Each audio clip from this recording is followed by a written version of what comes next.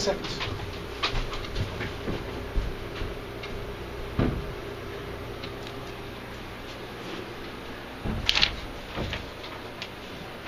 Hello, we're with Krysta Bell. Krysta Bell's newsletter showcasing artists, photography, and good-natured business. And she's here in the studio with me at 88.5 KRFY. In a moment, I'm going to ask Krysta to tell me a little bit about what she's doing, but I want to tell you all, and apologize also, I'm dyslexic. The number here is 265-2992, and we would love to have you call in and pledge.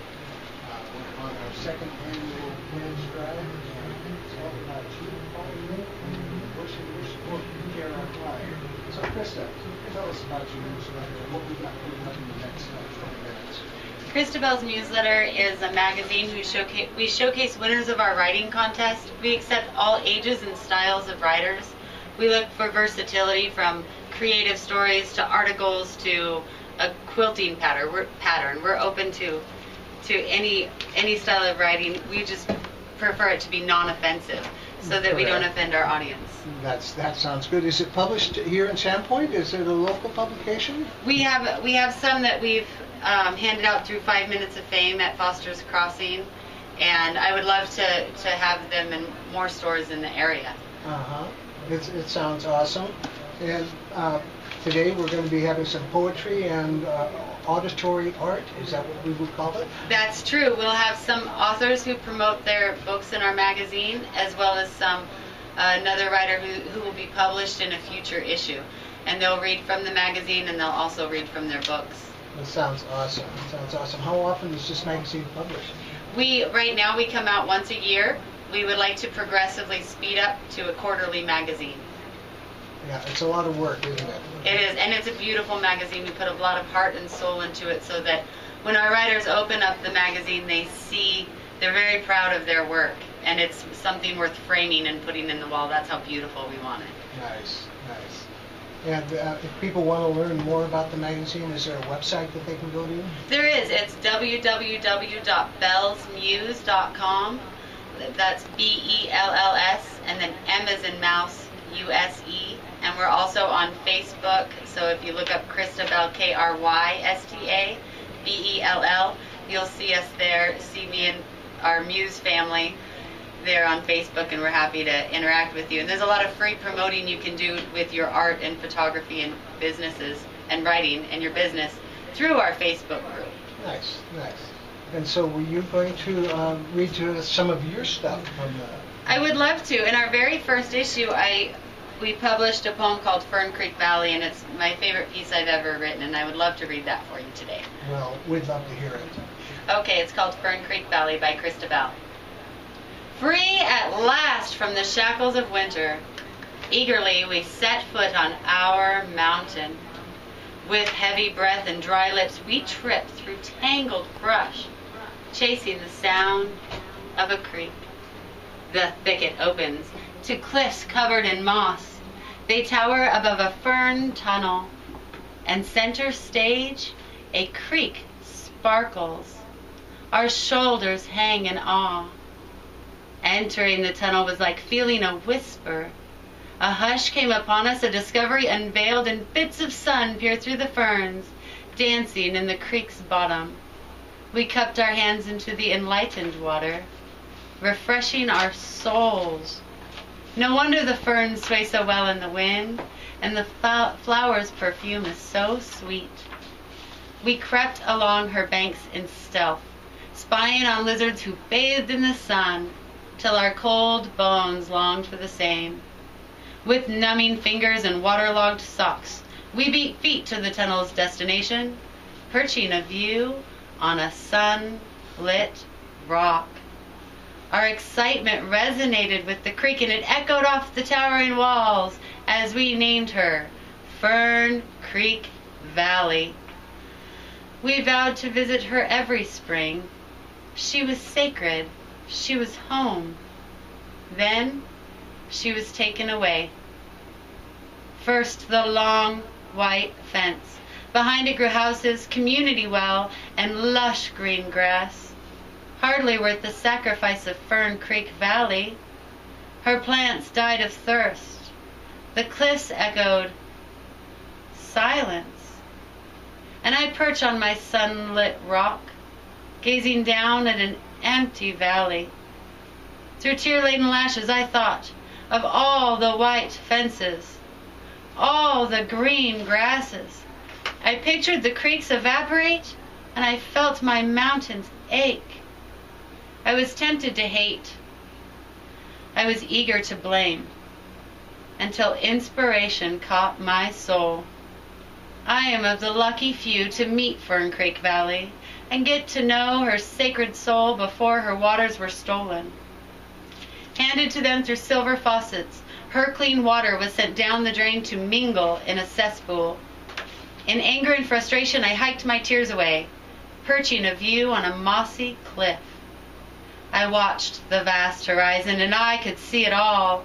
My home, the houses all crowded behind a white fence, the sewer plant in the distance. And in that moment, I forgave them. They are unaware of their habitat's suffering, and they can only imagine what I appreciate. And I have faith in humanity. I believe that we are brilliant, and an awareness is awakening in our minds, and our suffering earth is apparent. Only 133 years ago, we invented the light bulb. Just look what we do with electricity now. If we can come this far in a lifetime and a half, where will our awareness take us in the next century? With numbing souls and waterlogged hearts, let's beat feet to the future's destination. Every drop of water saved will sustain a life, a soul, a sacred place. Water will run through valleys, plants will come back to life, and clean air will fill the lungs of bugs and lizards and adventurous children. All life everywhere depends on us, and we depend on them. Nature can survive without us, but we cannot survive without nature. And if you are feeling helpless, like these problems are too big and that you feel like you can't make a difference, then you've got to know that good or bad, you already are. That's Fern Creek Valley. Wow. That touches you in deep places, yeah. And to me, it brings that ray of hope that each of us is the spark that can help reunite us. It encouraging humanity. You know, it encourages this faith in humanity that we can make our difference no matter what it is. And we do make a difference, each one of us, yes. We do. So, Krysta, you're going to introduce another writer who's going to read to us, and I'm not sure how much time we have left, so we should just move right on. I want to remind everybody of the phone number here. It's 265-2992. We're in the middle of our pledge drive, and we're trying to get at least 2 new members an hour, so please pick up the phone and give us a call. 265-2992 here at 88.5 KRLY. And I also wanted to mention that the next 10 people to put in a pledge will get a free magazine to check out. Right. And I would like to introduce Lorna Macy, who will be promoting her book Whisper, Hollow, Believe in our upcoming issue. Lorna is moving into the studio as we speak. I'm going to say a quick hello to you, Lorna. We're going to get your mic adjusted, and I'm going to ask you to just go right into the piece that you'd like to do. Perfect. How are you today? I'm nervous. I've never done this before. Well, My book is Whisper, Hollow, Believe.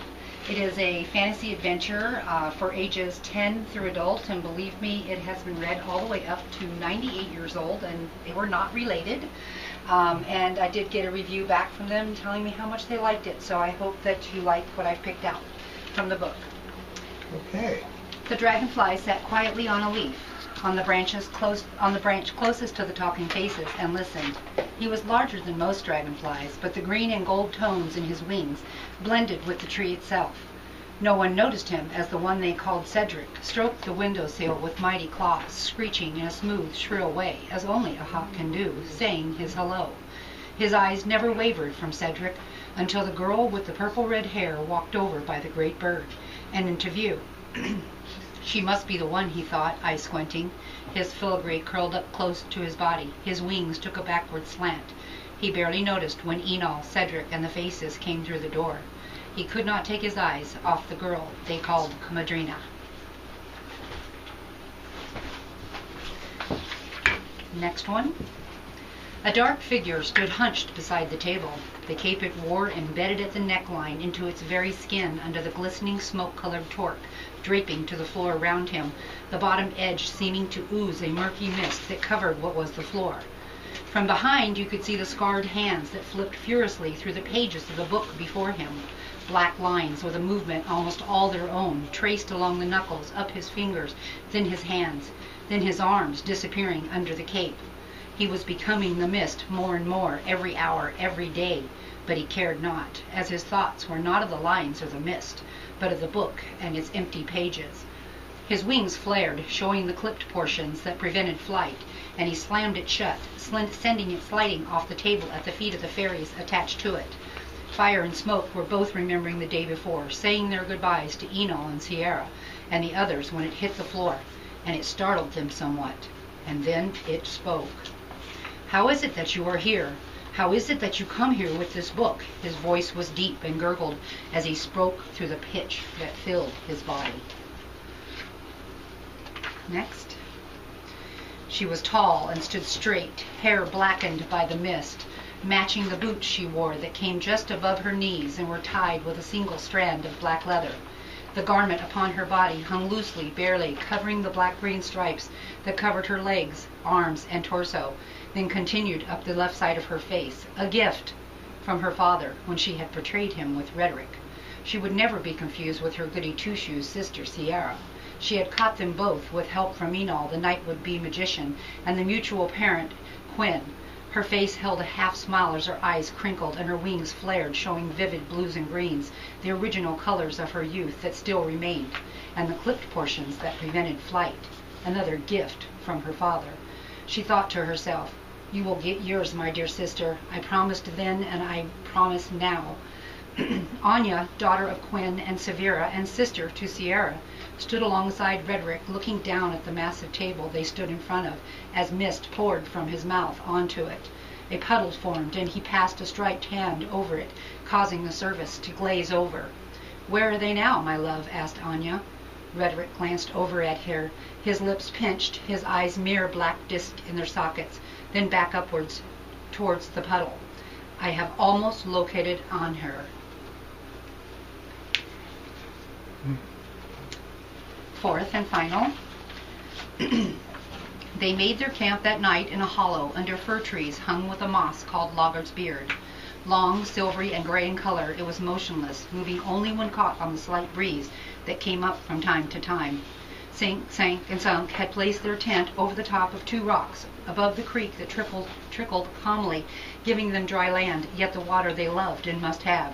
Pigget, Skinny, and Hyde were further out on a soft bed of fresh needles that had fallen from the trees above, while Night and Day chose higher up, balancing their tent on the tip of a great bough hanging just to the side of the fire built by Sneakin' and Peekin'. And where their tent was, well, only they knew. Enol and Sierra had placed their tent on a knoll of clover where the morning light would shine first. Not far, two fallen trees, overgrown with moss, crossed the creek, creating a bridge that led to a shadowed area beyond. In the fading light of day, you could just see the split wood wedged between two trees, probably when they were but saplings by a traveler of long ago, now so absorbed in the growth of the trees themselves that it formed a bench of sorts. This is where the fairies of Amberwood had set up their tents. Sierra took all this in as she sat close to their tent and looked out over the small camp from fairy to fairy. All were proven adventurers, all with accomplished fighting skills of their own. She smiled as they laughed around the fire, telling their stories of the past and of lessons learned. Gazing momentarily at her husband, she thought of Madrina briefly, wondering how she was, while her eyes continued their wondering. Following the high embankment surrounding the hollow in which they had camped, she concentrated momentarily on the twisted and gnarled roots of the trees above as they fell to the valley floor. Enol saw the deep thought on her face. "What is it, my dear?" Sierra glanced quickly over at him, giving him a wink, and nodded towards their comrades. It's time to tell a story. Well, thank you, Lorna.